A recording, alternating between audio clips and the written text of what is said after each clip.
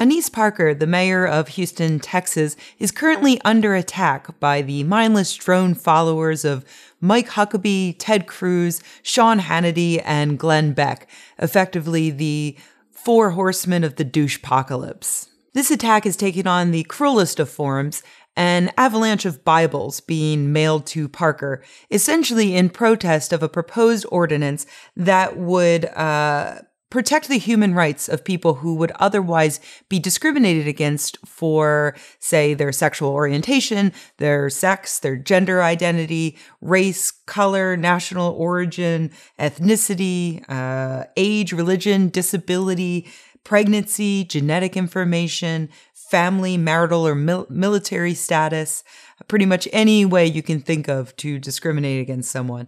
And the ordinance would apply to pretty much all businesses except for religious organizations, which would be exempt. So, of course, you can understand why religious leaders would protest this.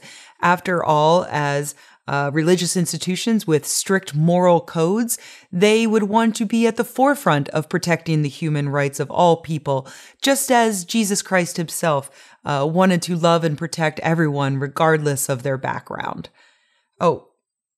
Oh, I'm sorry. Wait, that's not why they're protesting. I can't believe I mixed this up. They are, these conservative evangelicals are actually protesting this ordinance because despite the fact that the ordinance would allow their organizations to continue discriminating against people, these people actually want everyone else to be able to discriminate against people as well. In fact, it kind of sounds like they'd prefer the opposite sort of ordinance where not only is it allowed for businesses to discriminate against anyone, but required by law. After all, these poor religious people aren't just in church all the time. They are also going to restaurants and, dropping their kids off, at daycare, buying guns at Walmart, whatever they do with their time. And, these places could theoretically be filled with, unmarried, pregnant, young, Native American, transgender, lesbian Satanists with cerebral palsy. And really, religious people should be protected from that at all times. So I, for one, am glad that these followers in the footsteps of Jesus are protesting this protection of basic human rights. For one, it provides free Bibles to surrounding churches. Parker has pledged to donate all of the Bibles to churches because she doesn't really need 500 Bibles. And this is good because we know that the more people who actually read the Bible, the more atheists we make, and the more liberal Christians who understand what a parable and a metaphor are. So that's a benefit.